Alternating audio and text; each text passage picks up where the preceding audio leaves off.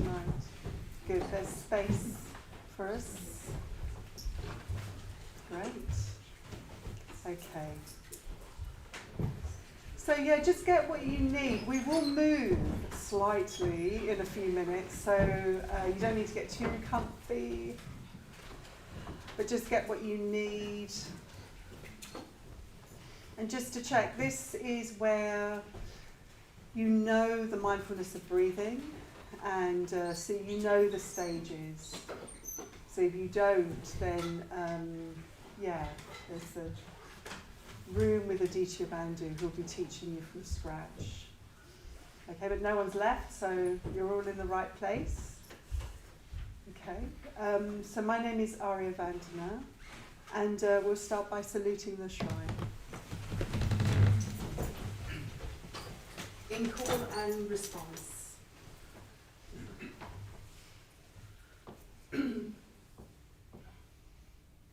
Namo Buddhaya. Namo Buddhaya. Namo Dhammaya. Namo Dhammaya. Namo Sanghaya. Namo Sanghaya. Namo Namah. Namo Namah. Om. Om. Ah. Ah. Hum. Hum. Okay, so we're going to start by doing a body scan. So I think that there is space in this room. So if you're on a chair and you want to carry on being on a chair, that's fine. But if you want to do the body scan, there are some extra places. So the way that we're going to do it is, does everyone know the semi-supine position, where you just lie on your back with your legs bent? Yes? And if you turn your feet, great. If you could turn your feet to this way, perfect. Just so that we just. But if you want to not do that and face the other way, that's also okay. If you're already comfortable, making sure that you've got enough space. And we'll do this in silence. Welcome everyone. Welcome everyone online who's joining us. If you do this practice at home, and just make sure that maybe not lying on a settee, but a flat surface with a cushion. And if it's a bit cool, then put maybe a blanket over you. Okay. So the head fully supported. And just check that your legs are in a comfortable position. You can also put your knees together and put your feet slightly apart, if that makes sense. So this takes the pressure off the thighs, because the thighs will want to sort of do something. So if the knees are leaning into one another, it creates a bit more stability. Otherwise, I think you'll start to move around and the legs won't know quite what to do. Okay. And yes, the hands, it's interesting, isn't it, how the hands do tend to want to just rest lightly on the lower belly.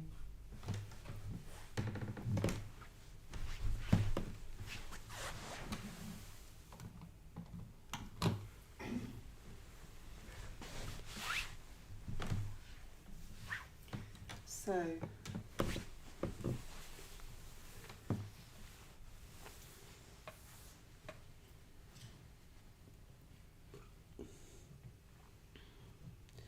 and if our eyes are already closed, we can just tune into the sounds in the room.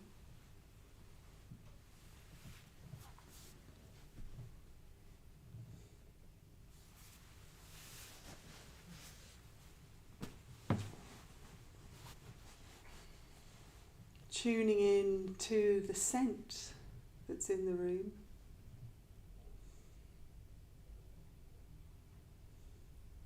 It might be very subtle, you might not be able to smell anything, but just tuning in to the smell, any smells.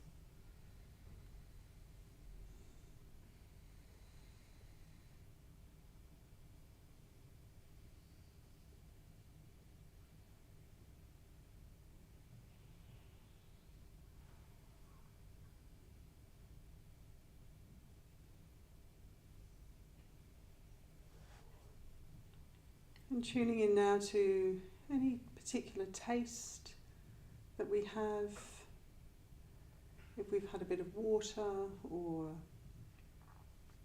whatever, just turning towards taste.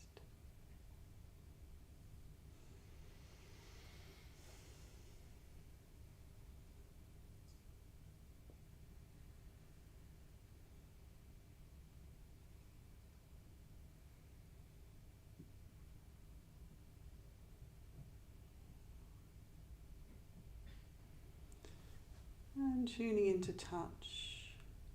So that might be the touch of fabric on the palms of the hands or the mat.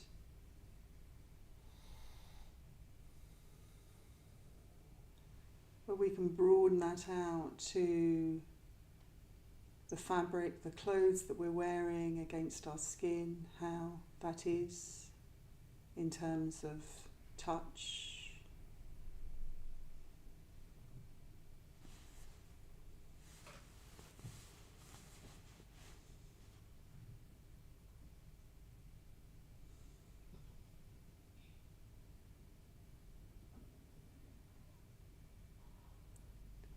And just noticing now that even in stillness, things are changing. We are changing.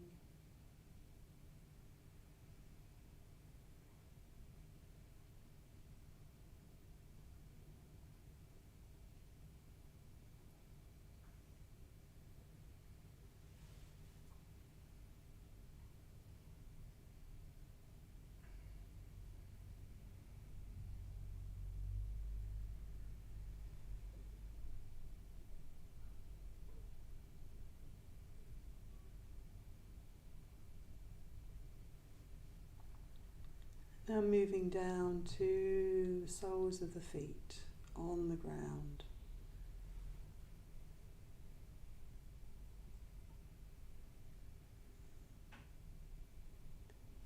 And just seeing if we can melt the soles of the feet on this ground.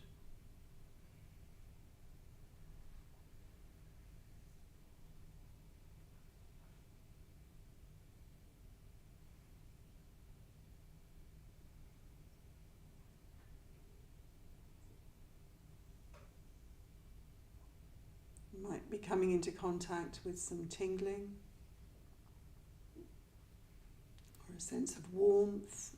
But whatever the sensations are, we can just be in touch with them.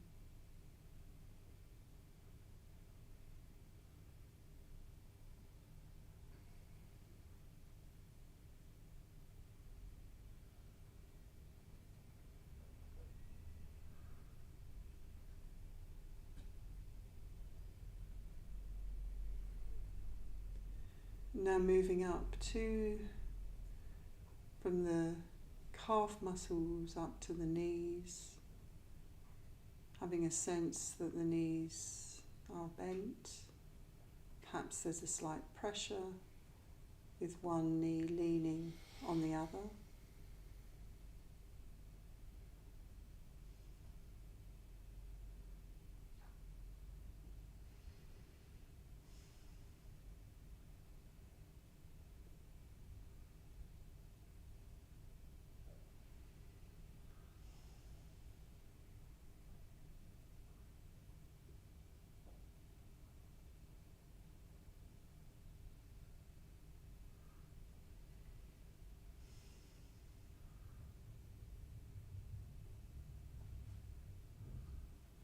Now moving up to the thighs, the broad thighs.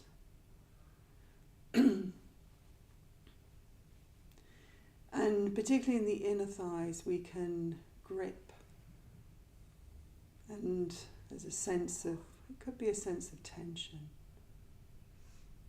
So as best we can see if we can let go and relax.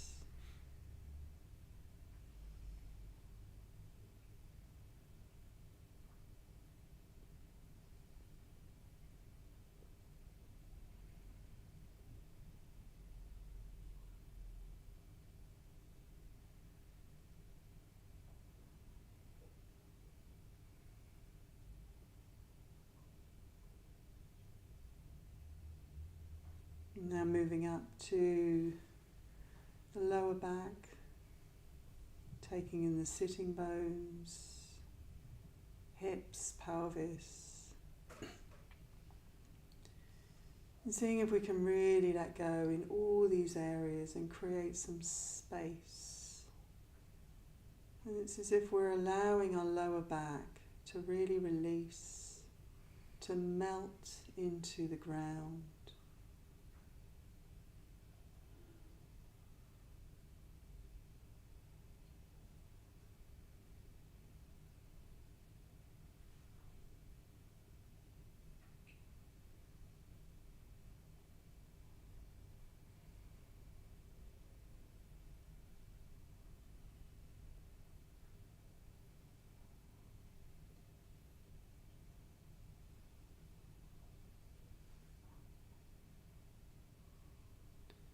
Moving right up along the back, we have a sense of our spine, the small of the back, moving up right to the upper back and then to the shoulders.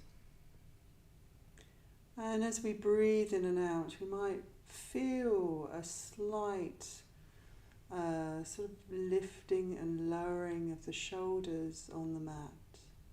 Very subtle.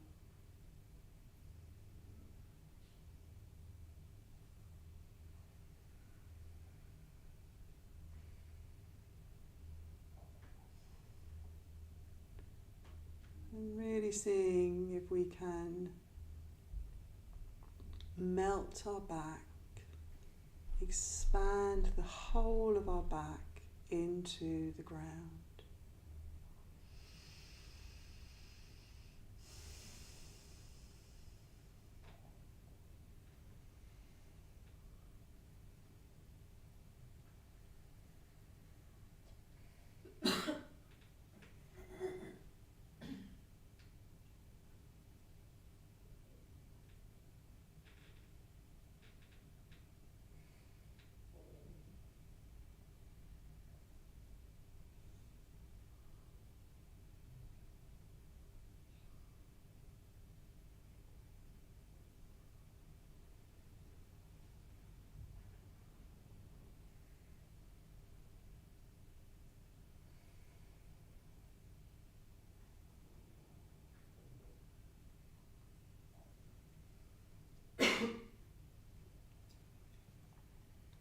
Moving up to the neck,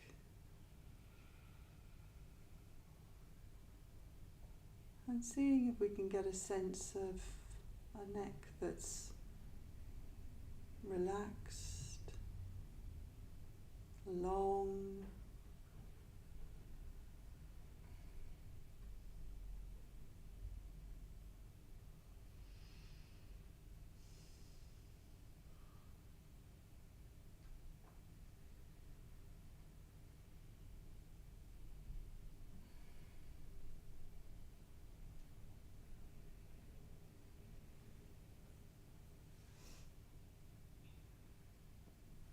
and then onto the back of the head.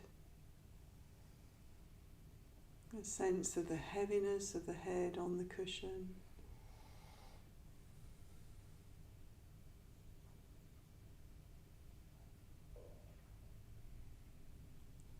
And moving up to the top of the head and seeing if we can have a sense of space.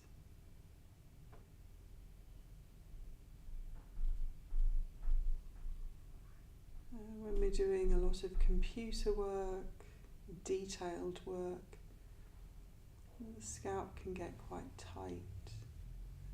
So we can see if we can relax the scalp, and we can do this by imagining the space all around the top and the back of the head.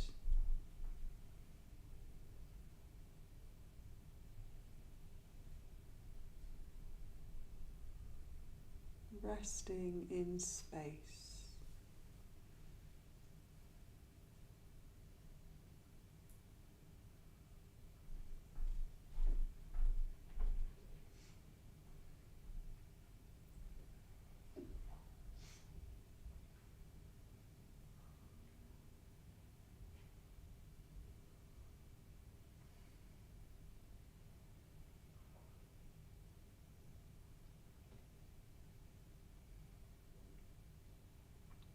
Now moving around to the face, soft face, softening the brow, the cheekbones, seeing if we can really relax the eyes and all the little muscles around the eyes.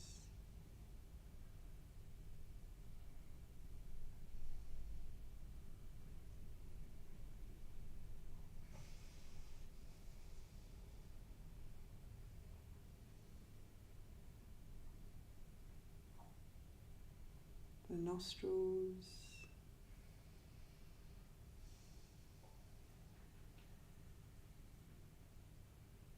the lips, and relaxing the jaw.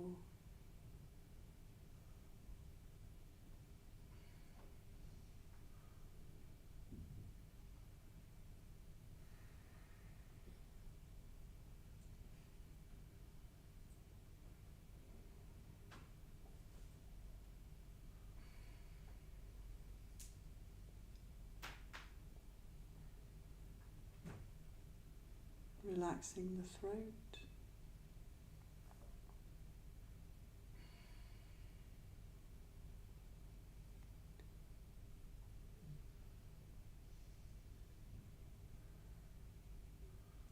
And all down the arms heavy and resting.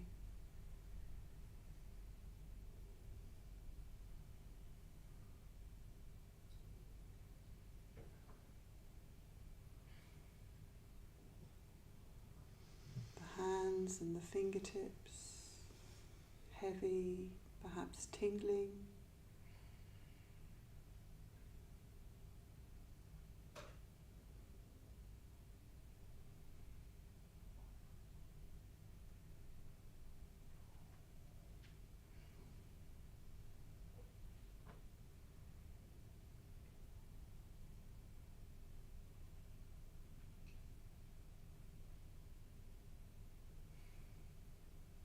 And just for the next few moments, we'll just be like this, with our breathing bodies,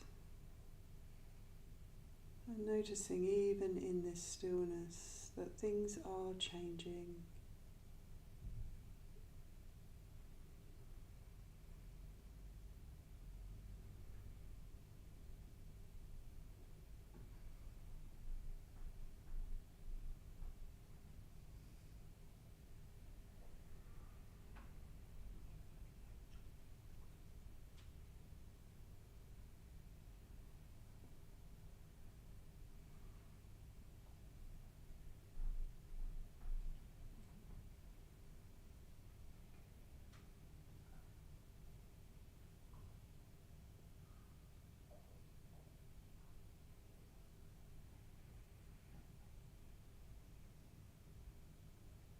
Now when I ring a bell,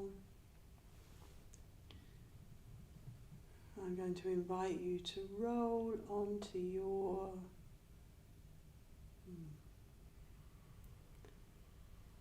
right side, so you're facing the shrine. And you can keep your eyes closed still, and just notice what changes this brings about to your body, to your mind, to your emotions.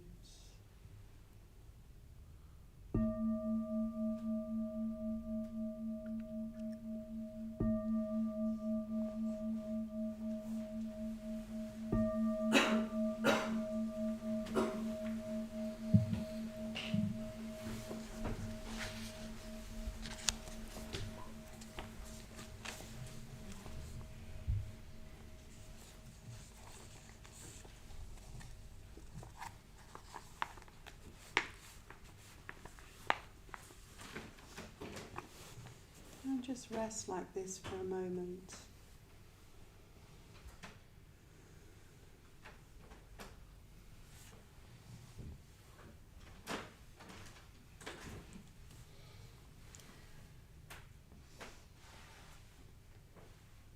And now I invite you from this place to just not get up, but open your eyes and just look.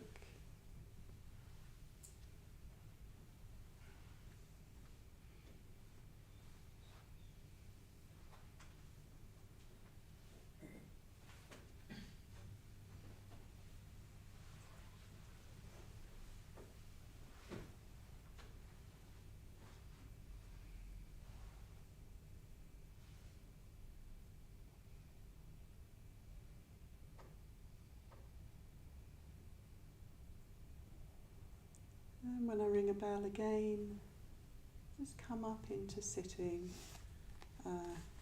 relaxed sitting.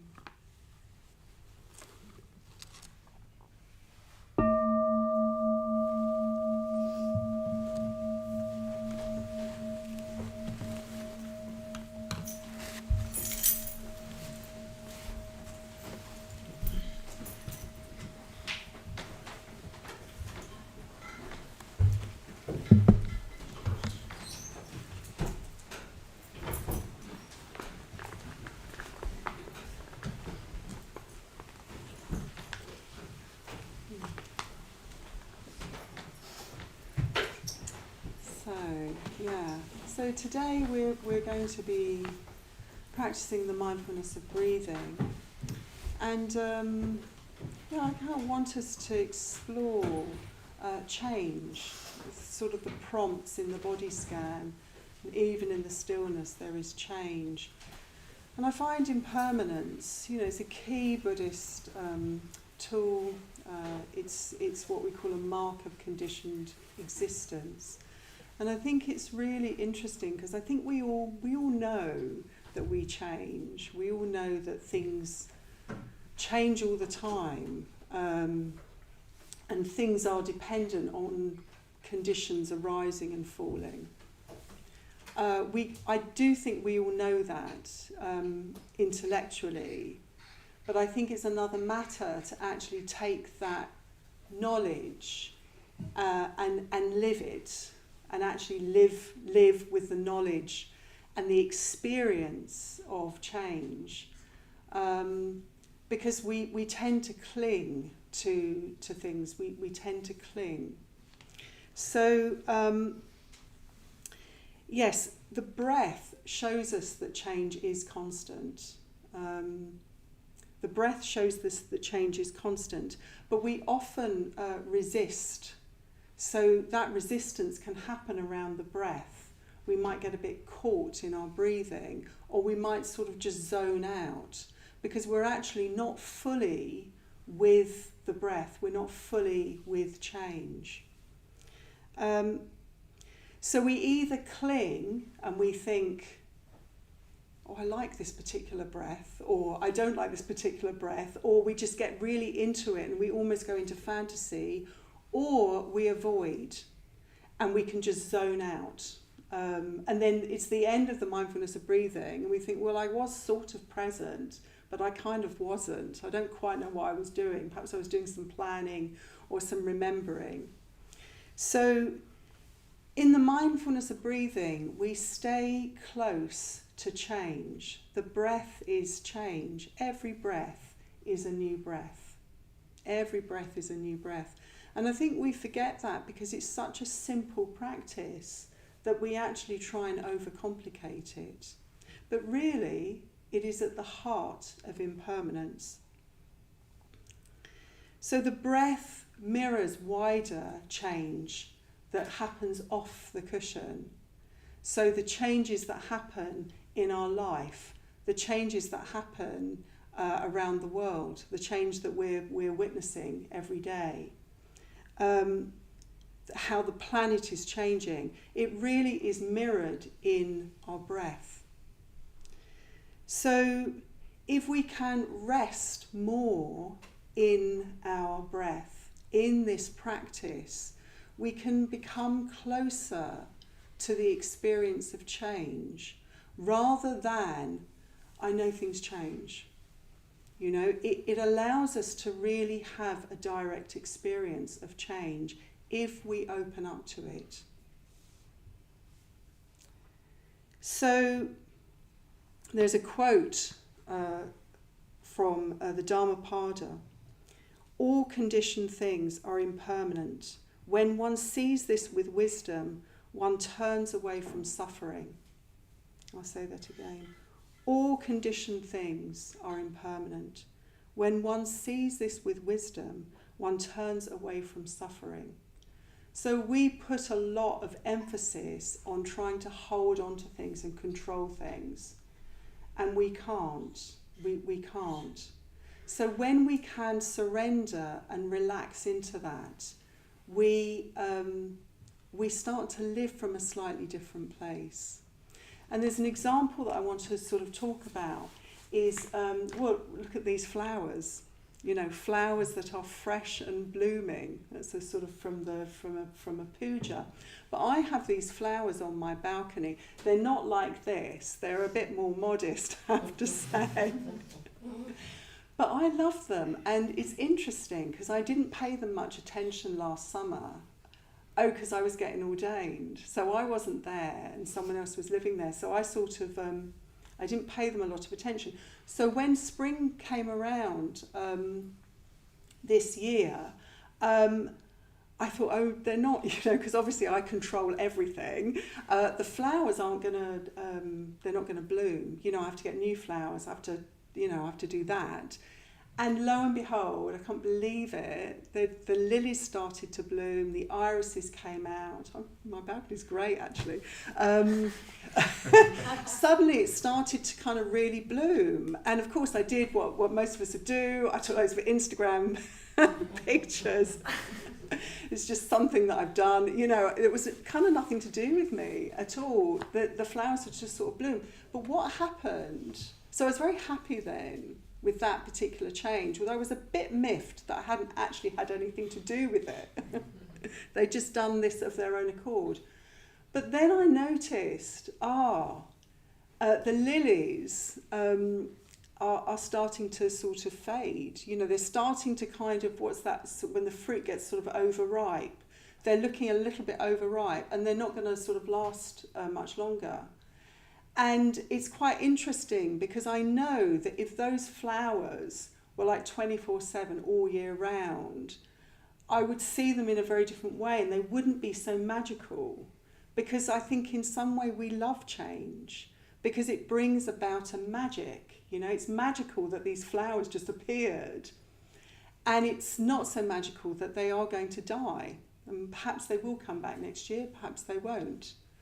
But I clung to a little bit of, I would like them to last a bit longer. Not forever, not till next year, but maybe for a week more. So again, I'm trying to resist change. I'm trying to curate life so that I have it on my terms. So when we can just relax and see, this is magical, these flowers are magical, and hold the experience with a kind of lightness, we can really, really fully enjoy life. You know, it's a sort of a bit of a bold vision, but we can begin to really enjoy life. It's the same, I think there's another example, if you see a leaf floating down a very beautiful river, and you just capture the leaf, you want to sort of consume it in some way, the magic of you looking at the river with this leaf, with all that it's bringing, is lost for that moment. So with this in mind, this evening is about the mindfulness of breathing, and we're going to really just explore the breath as change. Okay, and how we're going to do it is we're going to, well, the prompt that I'm going to give you is, can we allow each breath to just be enough? We don't have to be successful at this meditation. We don't have to have a particular, we don't have to think, I would like my meditation to be like this or this. We can just be with each breath as it happens. We can explore the beginning, the middle, and the end of each breath. And we can just allow, the body is breathing itself as we sit here. But we can just turn in the mindfulness of breathing, just turn and see if we can stay with each breath. And if we go off, we just come back.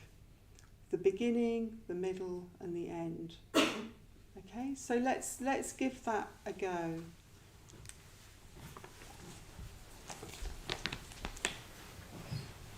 And I've got an apt poem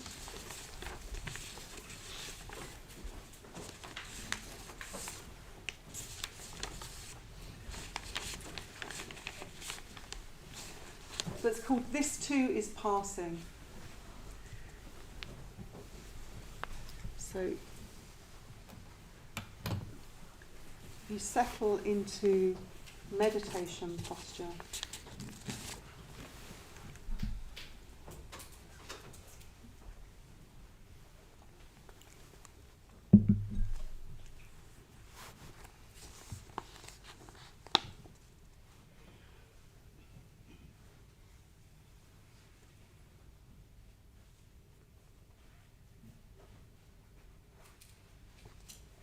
This too is passing. The leaf turns in the wind, no need to hold it. The breath comes, then goes, no need to fix it.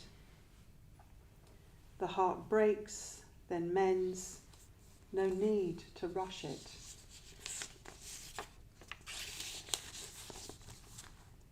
What you love will change.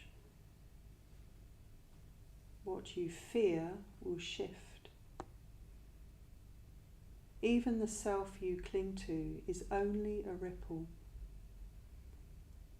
So sit, be still. Let the world move through you. Like a tree in autumn, let go.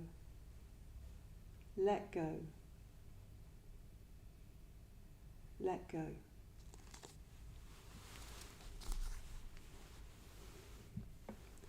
Mindfulness of breathing.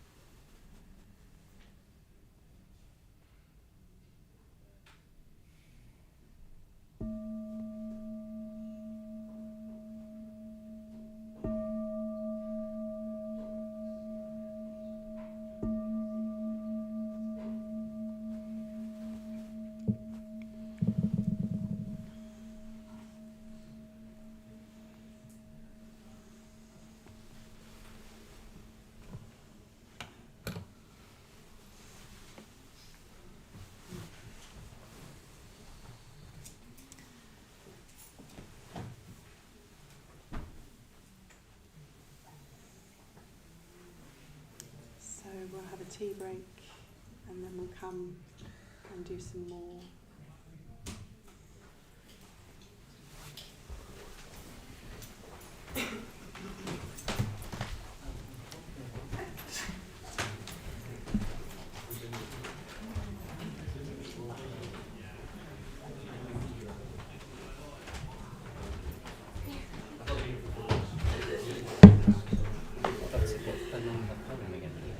Oh, it's by Thich Nhat Hanh, and it's called Thich Nhat Hanh, and it's called, I'm going to read it again in the second half, it's called,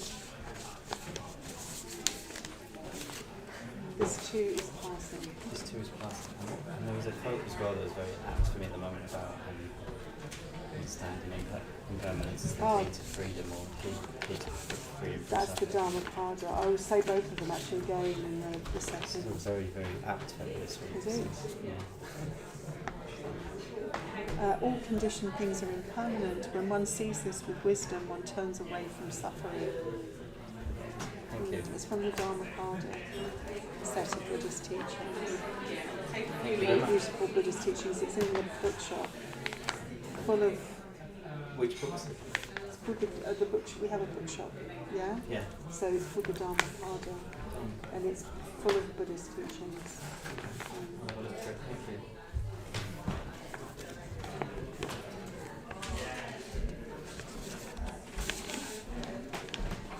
Beautiful poet. Isn't it gorgeous? It's the Thich Nhat Hanh poem. Oh, so nice. Combo of like silent meditation and also talking and poem. Yeah. Can you smell these lilies?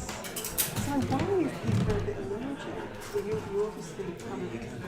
Can you smell them? Can you smell them from where you're sitting? Okay. Because I was starting to think like very good. So there's so strong, something allergic. And I started to hear it. Did you leave it off? Well, no, but I thought, because if the mind was breathing was supposed to be really turning towards our breath, with people a bit allergic. And I thought, I'm not so scary that someone sort of thinks of what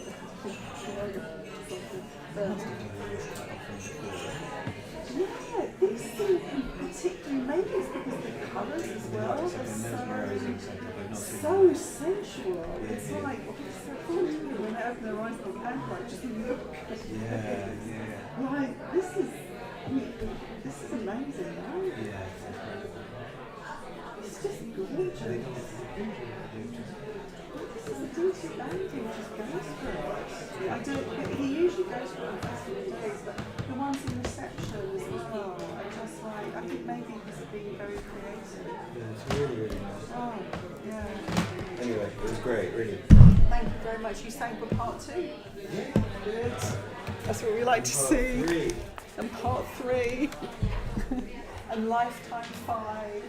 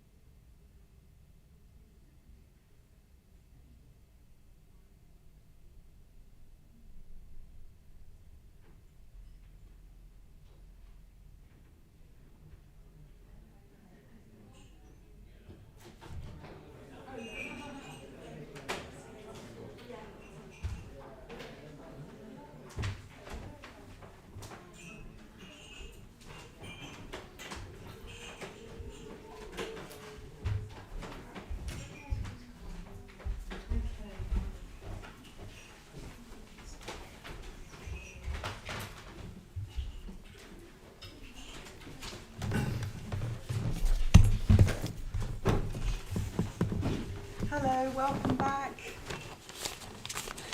Welcome back. You will see on your seats a pledge card.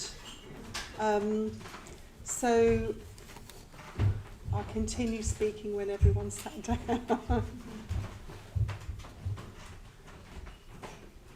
Welcome back, everyone.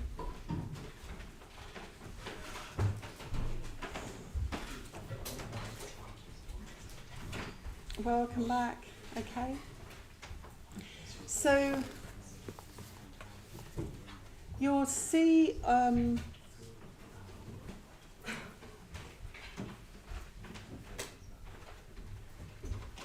welcome back.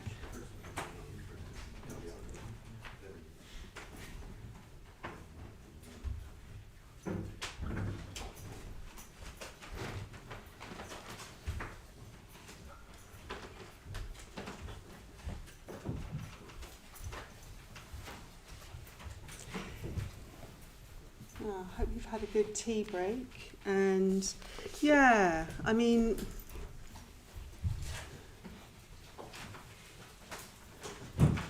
these, call them dana appeals, this sort of generosity. You know, they don't happen often, but it is a real chance to offer something. And I mean, I know myself that when I have taken out direct debits, that if I'm somehow more invested in that place, I take a delight in going to that place. It allows me to kind of really reach out and have a real sort of connection with that place. So I can't stress enough how meaningful your contribution would be for us. And what I'd like to do to honour this is you'll see a pledge card in front of you, and I invite you to fill it out. If you're not in a position to do a monthly subscription, it would be wonderful for us to get a message of sort of appreciation or something that you really love about London Buddhist Centre. It would be so helpful to just touch on appreciation. If you're in a position to give, it would be wonderful. So what we're going to do is we'll just have a few minutes to give you an opportunity to fill in your pledge card. And while we do that, I think I'd like to do something a bit different. I'd like to chant a mantra. And I'd like us to chant the Avalokiteshvara mantra, which is the sort of the deity who has 1,000 arms and can reach out and answers the cries of the world. It's a very beautiful deity, and that particular deity of Avalokiteshvara is the figurehead of Triratna. So I'd really like us just to spend just a couple of minutes chanting. So I'll start and I invite you to continue. And yeah, do fill out your pledge cards. Use this opportunity to fill out your pledge cards.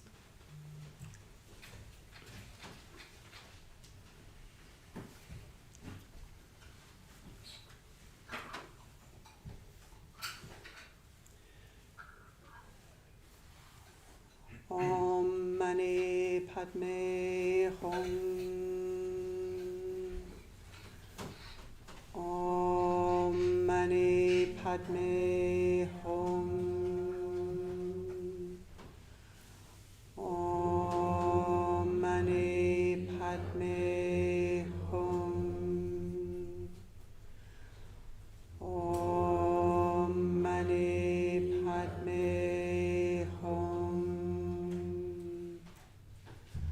Om Mani Padme Hum.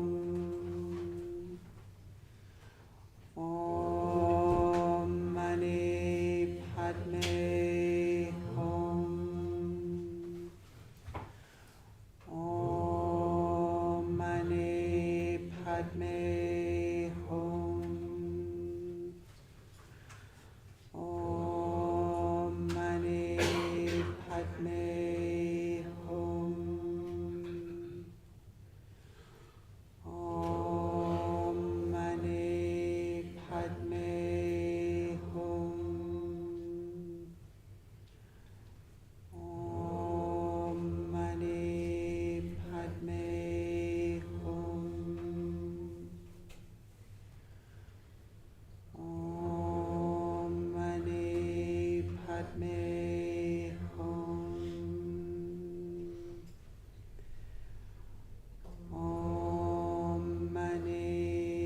Padme Hum. Om Mani Padme Hum. Om Mani Padme Hum.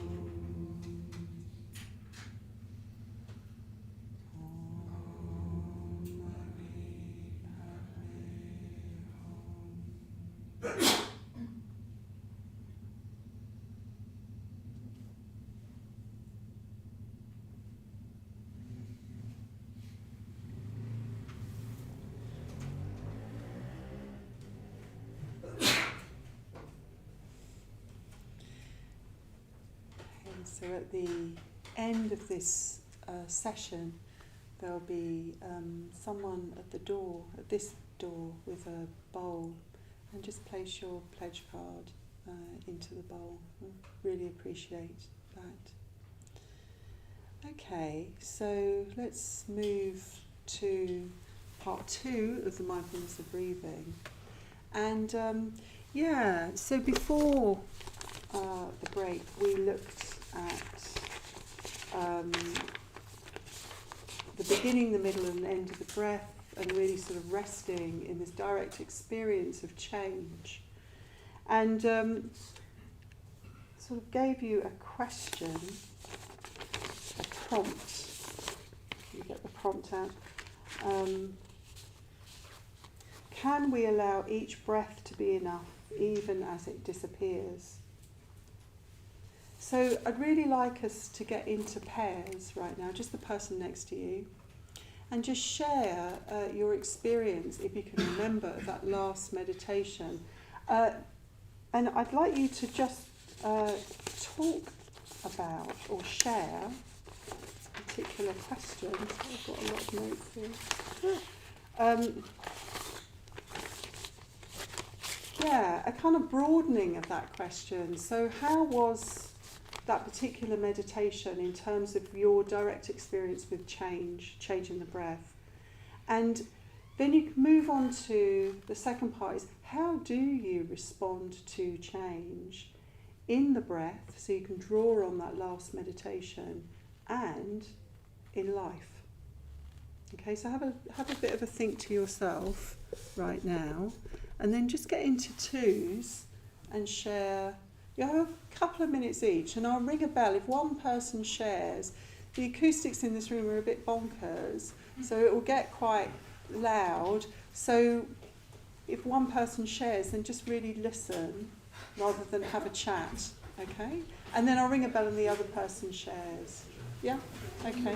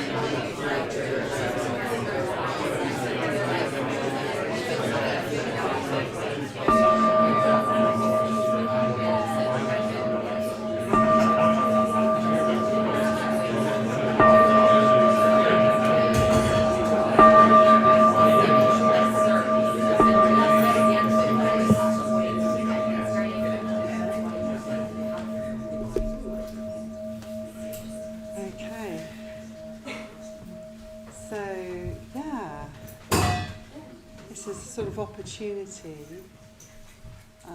to share what came up. So how you respond to change in the breath in that particular last meditation and off the cushion in life.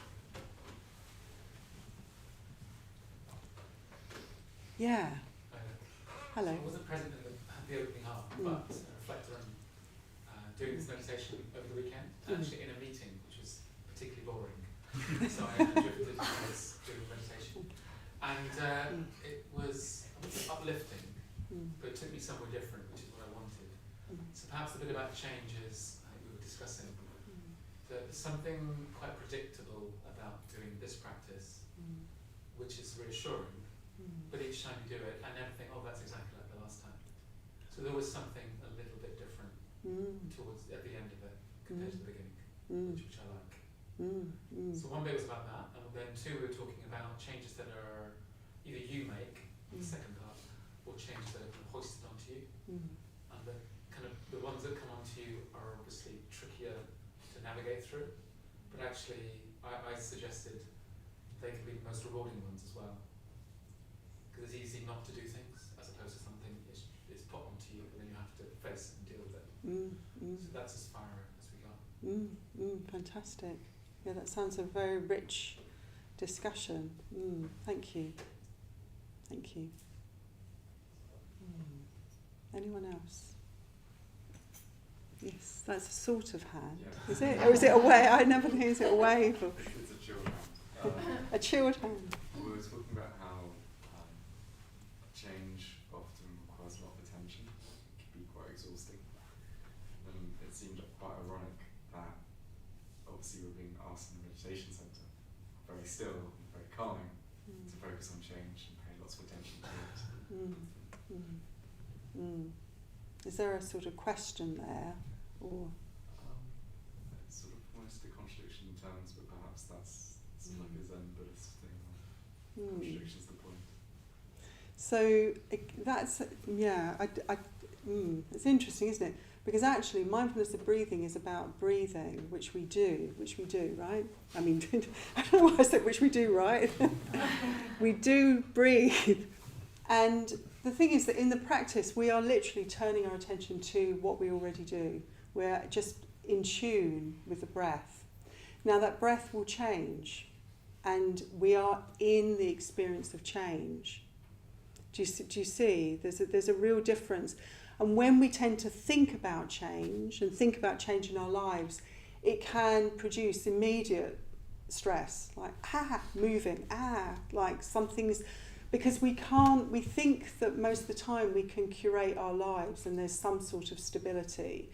Perhaps we have a job, that's our job, we have a flat or however we've built our lives, there is a certain amount of fixedness, because that's, how we are.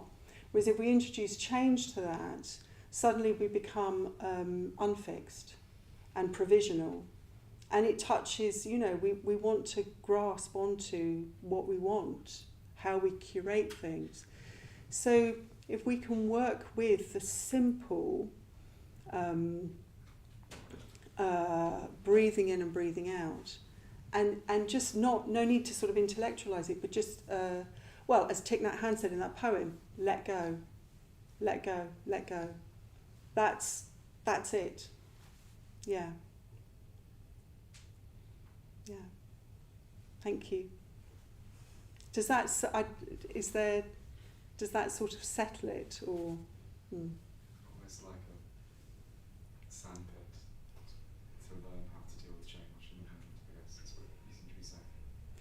Yeah, if we can be, we're so often not with our direct experience. We're conceptualizing, and change can produce stress. And also, we intellectualize change and we think we understand it. Our change is coming, okay, brace.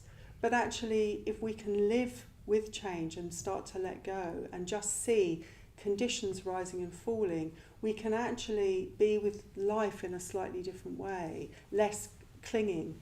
Do you see?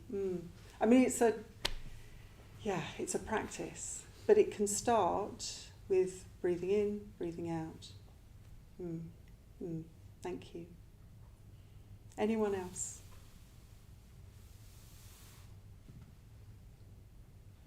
Yeah, I'll say quickly.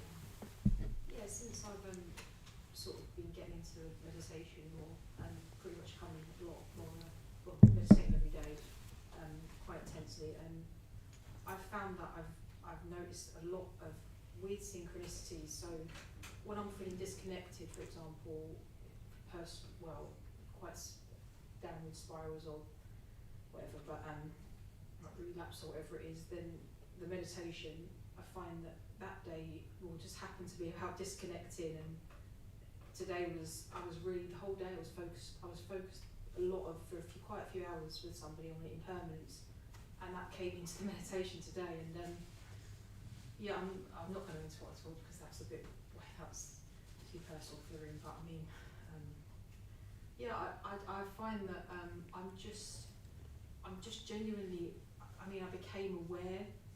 I'm just genuinely a lot more aware of every single nuance of sort of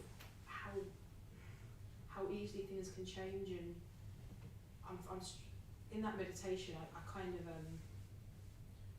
you know, I could sort of even just feeling it in your hands or feeling it in your shoulders, or I don't know. I just think there's a lot of very intrinsic sort of synchronicities, and I'm a lot more aware of these sort of coincidences since I've been really, and I had a really morbid sort of, I will say it, I don't know, I won't say it because it's too personal, but yeah, I think I'm kind of scared around being sure I want to say, but I'm not bold enough to say it, but yeah. What I hear, thank you for sharing that. What I hear is that you were in some kind of conversations, or sort of change was sort of happening, or you were talking about change today. It was impacting. Yeah, it was quite a very intense. Right. It was a very intense experience today. I was having. Yeah. And then that really sort of echoed then in your meditation. Yeah, So, but were you able to just stay with the breath, or did your mind start to be quite busy? I generally am for periods of time. It varies. It varies. But today there was periods of time where I could. But I suppose I was a bit more aware of things like sort of how each second there's a different sensation or a different thought rather than the breath. Today I struggled a bit with the breath, but I could still sort of be aware of sort of every second I feel different now. Now I'm thinking different. Now just being sort of, I don't know, yeah. So it sounds like you were very present to change, Yeah. and your mind was moving from the breath to thought to sensation. Yeah. But you were able to bring yourself back to the breath. Yeah, I'm a lot more aware and able to bring it back, Great, Yeah. great, thank you. More focused, definitely. Great, Yeah. thank you. Anyone else? Oh, we've got time for one more. Yeah, hello. It just following on from like the idiosyncrasies, and I haven't been for a while actually to the centre. I felt I needed to get a bit of a kick, and been a bit kind of paralysed by inaction towards stuff that I know needs to change and haven't, and the comfortability of kind of keeping me still, and possibly boring myself with singing the same tunes but not actually doing anything. It's kind of been a bit like to do something or shut up really.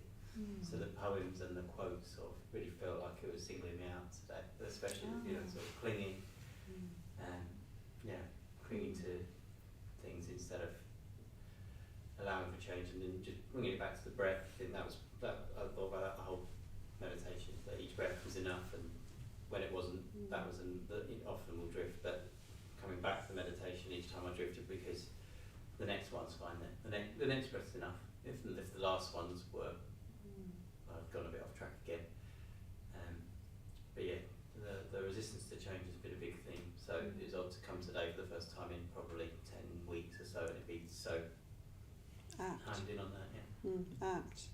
You know, one of the things that I like about the poem is by Thich Nhat Hanh. I like the poem because it's very, I think oftentimes when we think of change, we can be quite harsh.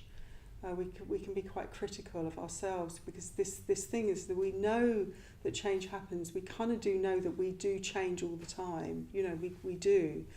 But there's something around us not being able, we resist it. So, and I think there's a sort of, when we sort of get that we're resisting it, we're not kind of kind to ourselves. We sort of are quite critical. So I think there's something about the poem that is really opening. It's heart opening. It's heart opening, you know. And I think that's very important to the mindfulness of breathing, to have a kind of sense of compassion for ourselves, you know. Thank you for sharing that. Okay, so what we're going to do is very simple practice. I'd like us to do the chant again, for the reason also that chanting is a really good way of being in our bodies, and it does sort of really ground us. So we'll start with the Avalokiteshvara mantra. Patrick, would you like to kick us off? We'll let it die down, and then we'll go into the mindfulness of breathing. I won't offer guidance, but see if we can pick up this sort of prompt of like really following each breath, and each breath is different, unique, and see if we can have that sense of just openness to the change of the breath, and see also if we can rest in that. And a way to kind of do that is to just sort of be with our posture. Are we leaning forwards, or are we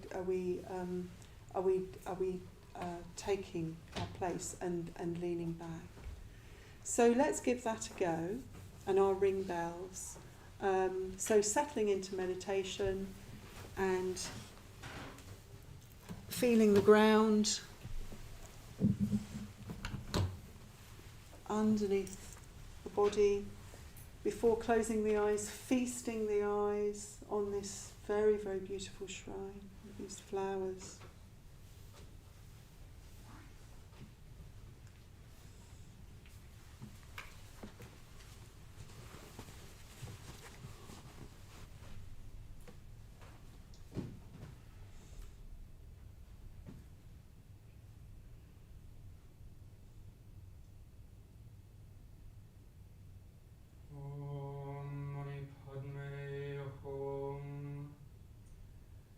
Om Mani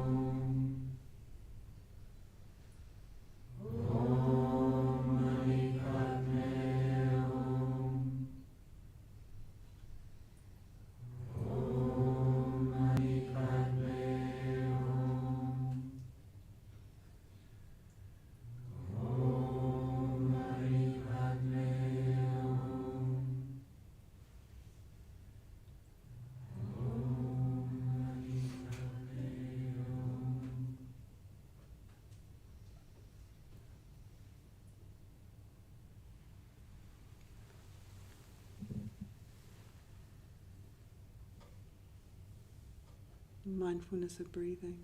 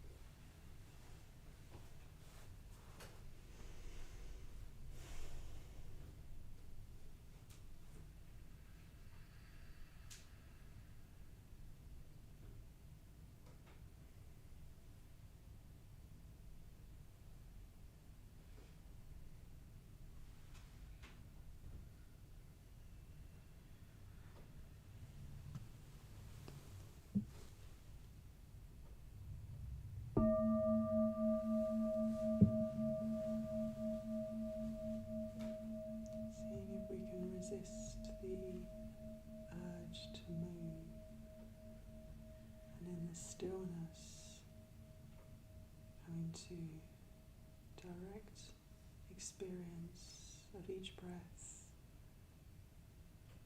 each breath, each breath in stillness.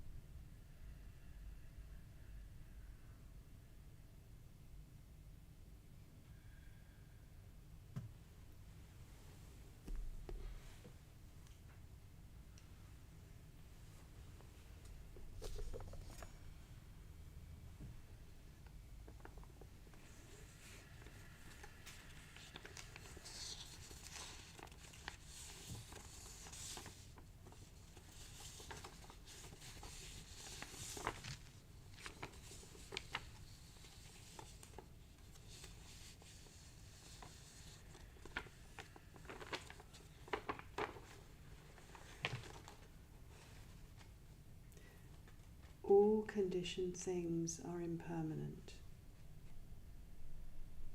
When one sees this with wisdom, one turns away from suffering. All conditioned things are impermanent. When one sees this with wisdom, one turns away from suffering.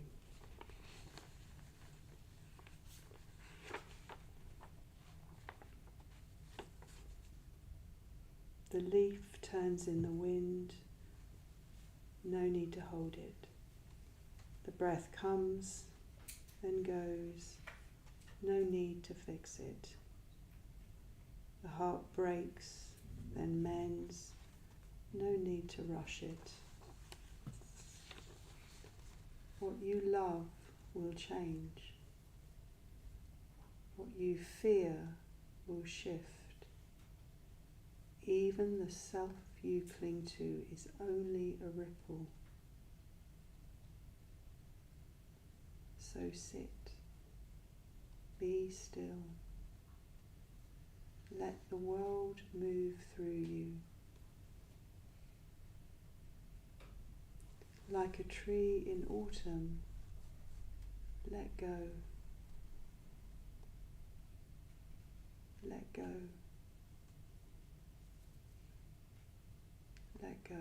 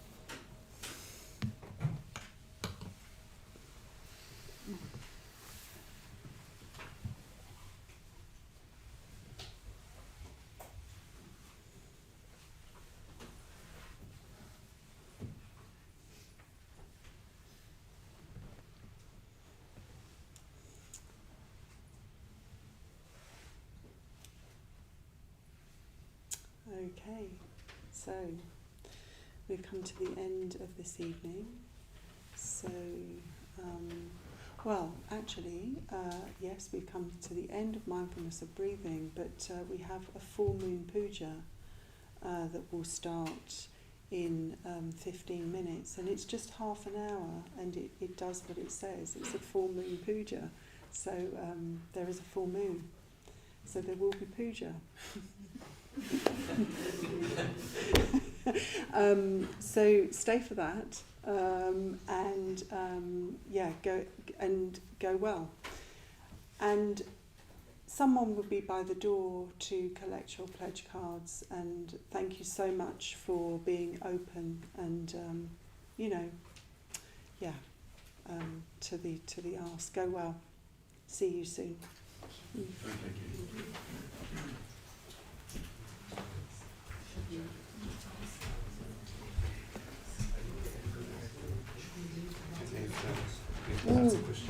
If you leave the mats and cushions, thank you.